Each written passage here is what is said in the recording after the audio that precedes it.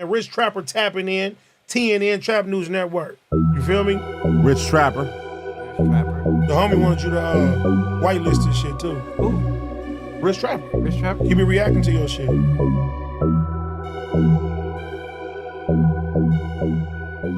What's the deal, y'all? What's the deal, y'all? What's the deal, y'all? Rich Trapper tapping in, TNN Trap News Network. We back in this thing, like, cook, cracking this thing, man. Make sure y'all like, make sure y'all comment, make sure y'all subscribe. For more of this good content we got going on here at TNN Trap News Network. Good news you can use, good knowledgeito you can't get, and nobody's collegeito, big dog. Make sure you like, comment, subscribe. For more of this good content we got going on here at TNN Trap News Network. Make sure you hit that description button, become a part of this new page, hit that subscribe button. Make sure you tap in with the tap in when you tapping in, and make sure you hit that notification bell, because when you hit that notification bell, it's gonna make sure that you stay tapped in for what we got going on, big dog. As young Aunt Hefe would say, hit that notification bell so I can bring you mail, or in my case, news you can use now that you can't get in college, big dog.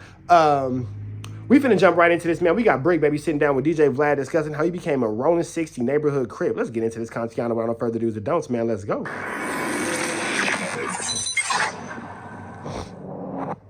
All right, here we go. Bricc, baby. Welcome to Vlad TV. Yo. Long time coming. I know, right? Yeah. Special day for me, man. That's what's up, man. You know, I've been seeing you on No Jumper over and over again. And one day I was like, wait a minute, how come I haven't interviewed Bricc, baby? So I hit up Adam. I don't think he'd be down to do it. He's like, oh, hell yeah. Definitely. Big fan. Thank you. Always followed your crowd. I mean, My bad. you have no choice but to be a Vlad fan. Some of the best hip-hop content that's ever hit the streets, so Thank you. blessed to be here. Thank you. Honored. And congrats on really kind of finding your space in media, which is not easy to do. At all. Yeah. And I'm glad that you're saying that I found my space, because I'm still scrambling, so I'm making it look good. Yeah. I'm coming from yelling in my phone or Instagram going viral to like, okay, you gotta have substance in your conversation now. You gotta have topics. You can't get off topic. No interrupting. Like, I'm all right, cool. But I'm here. That's what it is. All right. First time here. Let's start at the beginning. So you grew up in South Central? Yes, I did. I grew up like split between the Crenshaw and Jefferson area and the Crenshaw and Slauson area. Okay. And your family were all hustlers? For sure. Okay. So do you know kind of where it started originally? Just, I guess, as far as where they started hustling, or like as far back as I can remember. Well, no, in terms of like the gang thing, you know, because Crip obviously originated in that area. Yeah. So were they always like gang related, or? My family, not, my mom and them is hustlers. They not gang related. Okay. So my mom was born in 58. So, my bad, Mom. Don't beat me up. So, but my mom was born Did it put his mama age all out there? in 58. So, gangbanging started in the 1960s a little bit, but everybody wasn't down with the gangbang bully. And a lot of people looked at it as like loser time. You know what I'm saying? My mom and them, they come strictly from like church households, that the violent stuff, but they also come from poverty. So they had to find a way out. I want to say my mom started with fraud and then bumped it up. Like fresh out of high school, I feel like she started with fraud. Not boosted, but fraud, and it led to her going out of town and starting her journey. Okay. What about your dad? My dad, I feel like my dad was a hustler from day one. All his stories just come from, he's from like the Vermont Square area. I guess when the Slauson Boys and all that came about, he was around for that. But they always been hustling, like my uncles, all my dad's friends and stuff. They had the Brett Mitchell Chevrolet in Compton at one point, and that was my family's car dealership. And they shut it down. They were the youngest black car dealership owners. They shut it down because of, I want to say, tax evasion. I think they was letting the dope boys come through and cash out without writing the IRS and stuff. Okay. And you talked about how a couple of your aunts were actually addicted to crack. Yeah. You actually got to see that firsthand? Yeah, that's what I was going to say. So it was like half my family was hustlers and half my family was users. And then some of them was hustlers and users. But yeah, I grew up Not Yes, Poppy. What's up? I was gonna ask if I could watch my jujitsu clips. Yeah, when I'm done with this, I'll let you watch them before you go to bed. I'll show you jujitsu clips before you go to bed. Yeah. I got you. Love you. Love you. The homie want to see his highlights from jujitsu because I be recording them and all that kind of stuff. He want to see it. I got him. It's like a nice crack house, but like it was wild at my grandma's house. Like, you know what I'm saying? My grandma didn't do drugs. My grandpa did. He did drugs with his kid. Wow. But I mean, like the late 80s and early 90s, I don't know. Drugs were like the crack took over. I don't even think the people were in their body. I think it was just like crack rock. You get what I'm saying? Because it's like my grandpa, once the drugs left, like once he stopped doing drugs, he started back acting like a grandfather. You get what I'm saying? But like, if y'all all indulging in the same thing and it's in the house, I guess everybody gets high. It's just like weed now. I guess crack rock wasn't regulated in the 80s. Then when it started. Crack is not like weed. I don't care what nobody says. Crack ain't like weed. Like, I get it, a different generation, a different time. I ain't saying nothing about, nobody, whatever, because all our parents come from that generation. Whether they indulged, whether they didn't, we'll never know. But crack is not like marijuana. That's where we gonna make sure we just put that crystal clear. You feel me? Crack is not like marijuana. Being frowned down on, some people couldn't kick the habit. So it was recreational, I feel like. But yeah, I used to have to go get my aunties out of crack houses, all type of stuff. Like, one day, my auntie, we was all looking for my auntie. She was gone for like 10 days. And appreciate the alley-oop management. Definitely appreciate you. he and her daughter just decided, like, we about to ride our bikes over there. We know where she at. We about to just go over there and tell her, like, she got to come out that house. So we all go over there. We like maybe 7, 8. I know I was like 7, and we go and knock on the door. We talking to the dope man like, bitch ass nigga, get my auntie out the house, you motherfucker. Like, and they looking at little kids, and she's like, y'all go. Like, we ain't going nowhere. We start throwing rocks at the house and stuff, and she came running out. We got her back to the house and stuff. Yeah, I mean, listen, I have crack addicts in my family, and Now, here's what I will say. I ain't gonna put no names on it or whatever, but if you my family, you know exactly which uncle I'm talking about. I got an uncle that's a pushing the basket crackhead in Compton right now. Last time I checked, he in Compton. Who knows where he at now? That basket got wheels, so he could be anywhere. But having a family member that's a smoker having somebody in your family that's a real smoker, that's a different level. That's a different level of understanding you'll have towards addiction. Because I don't look, I'm not the person that's gonna say, oh, the addiction got the betterment of you, it's a disease. I'm gonna go with you. I'm gonna go with you gave up. I'm gonna go with you wasn't fighting hard enough and all that kind of stuff. You a grown man, you a grown woman. If you putting, your priorities on the pipe and over everything else, that's failure activity. I'm not finna condone that, and I ain't finna make no excuses from you. But at the same time, too, I done seen this man be at extreme highs and then extreme lows, and it always go back to this nigga smoking crack. Every time. I done seen my uncle up. And then I see my uncle super down because he's not ready to receive the blessings. So even when, and then this is what I mean by that. He's not ready to receive his blessings. So even though he might want to stop smoking crack, even though he might want to have some chili and all that kind of stuff, he ain't ready to receive it because every time he didn't come up on a little bit of money, a little bit of chili, you put it right back in the pipe and now you back smoking crack again, pushing the basket. So no matter what's going on, you got to be ready to receive your blessings and receive your, what's the word I'm looking for? Receive your, what's the word I'm looking for? I'm gonna come back to it. Words is hard. And I'm blowing the trap pack right now. I'm off the Free the Trappers right now, so don't even worry about it. What is the word I'm looking for? You gotta be ready to receive your, it's not transgressions.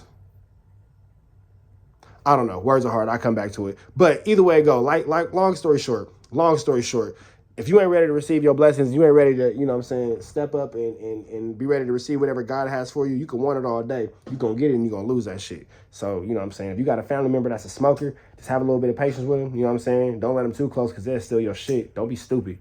But, be patient with them. Be cool with them. Every now and again, throw them a little dime sack, a little gram. Y'all in LA, a little 10. You feel me? That's a gram. A little gram, little tree. Holla at them. They say, because they steal your people.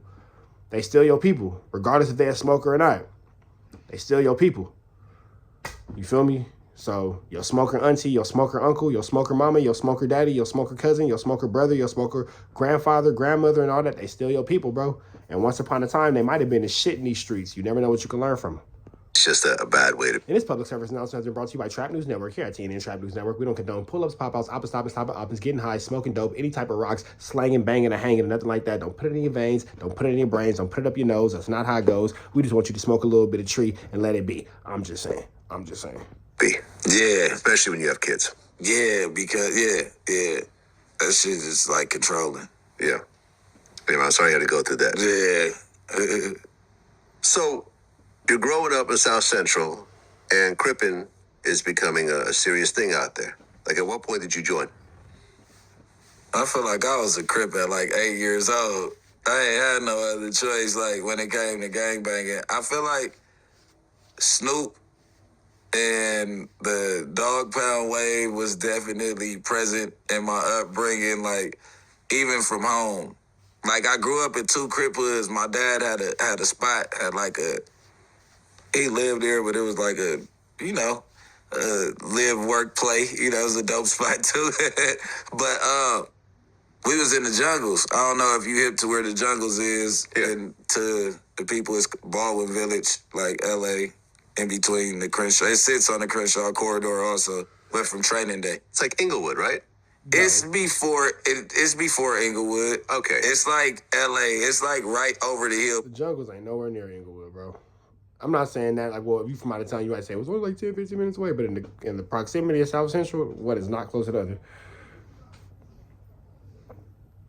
From Inglewood. So it's close to Inglewood. But Yeah, for sure.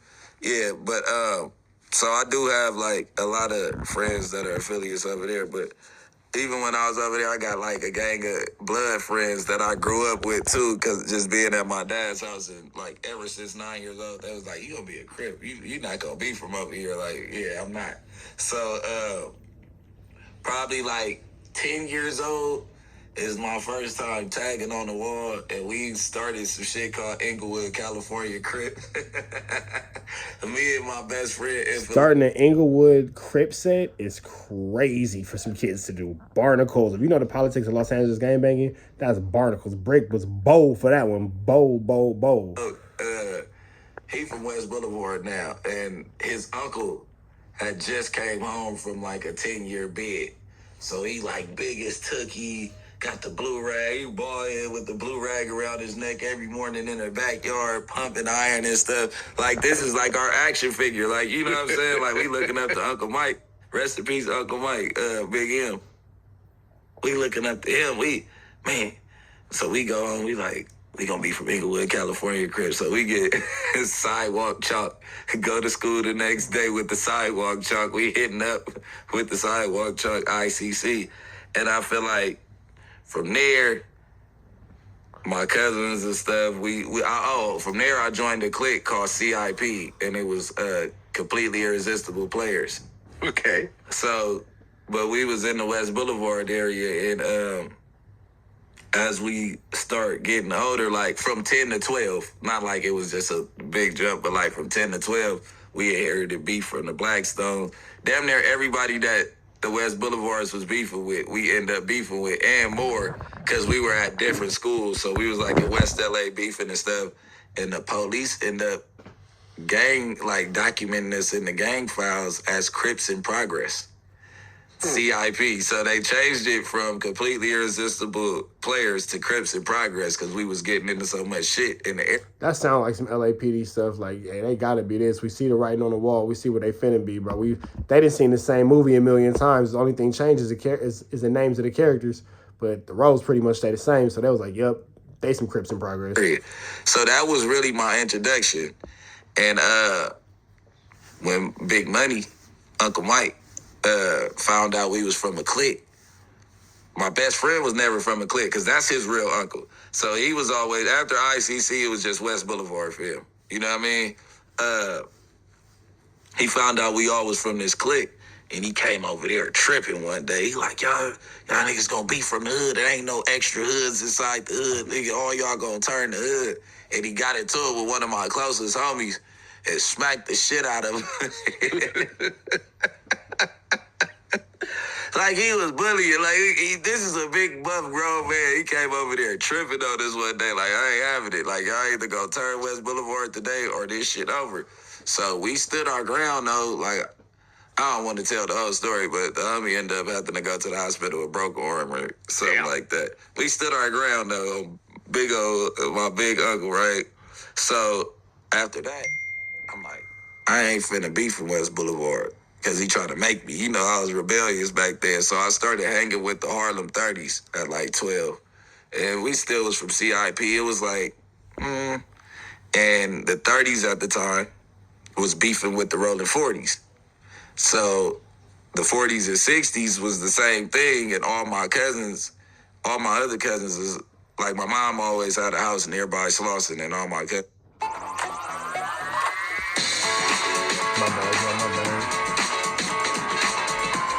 cousins lived on Slauson. So Yes, Poppy.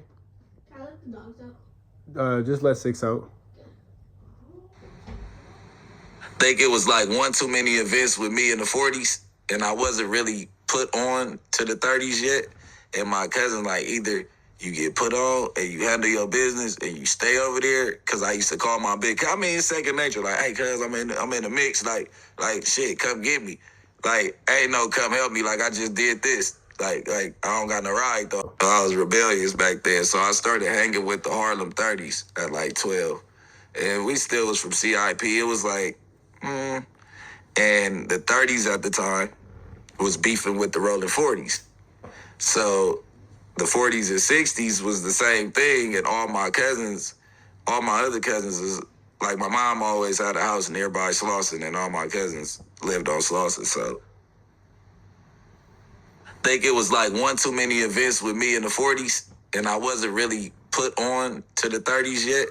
And my cousin, like, either you get put on and you handle your business and you stay over there, because I used to call my it's second nature, like, hey, cuz, I'm in the mix, like, shit, come get me.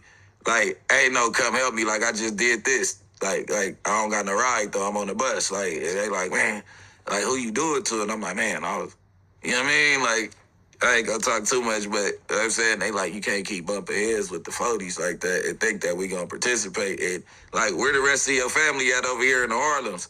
And then they just start dawning on me like, you right, I don't got no backbone over here. I ain't tripping, but you know what I'm saying?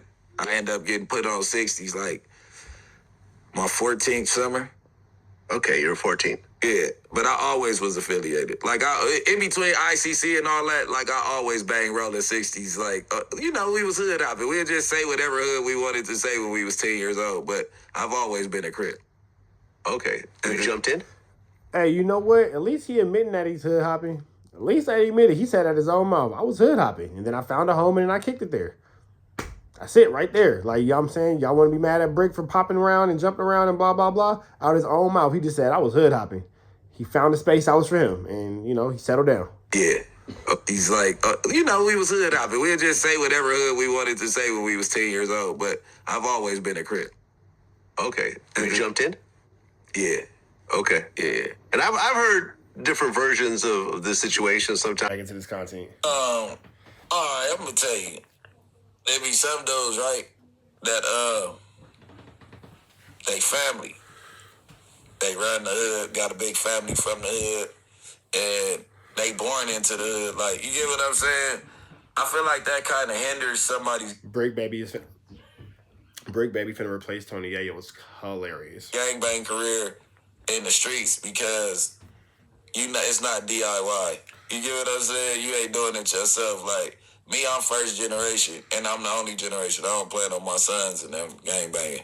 But, like, I'm first generation, so when I hopped off the porch, you really got to hit those brick walls yourself. You got people telling you, hey, don't do this, don't do that. Telling you not to hit a brick wall, no pun intended. But it's like, when your family from the hood is like, oh, yeah, my son ain't doing that. Oh, yeah, he can't do that. You get what I'm saying? So it hinders that walk-on stuff. It hinders how certain homies in the hood. It's certain people that was raised in the hood that really got put on and really do their stuff, but like it'd be like somebody like me or somebody that was raised in the hood really doing their stuff, and you see like they get to cut corners and you kind of like stop fucking with them. Like, you know what I'm saying? When you're like, nah, he don't got to do what we got to do. We ain't messing with him. So yeah, I got jumped on. It's better to get jumped on Because when it come down to politicking, it's like, nigga, you never got your put. So basically what he's saying is, in his opinion, it's kind of like a fast pass. You know what I'm saying? Certain things are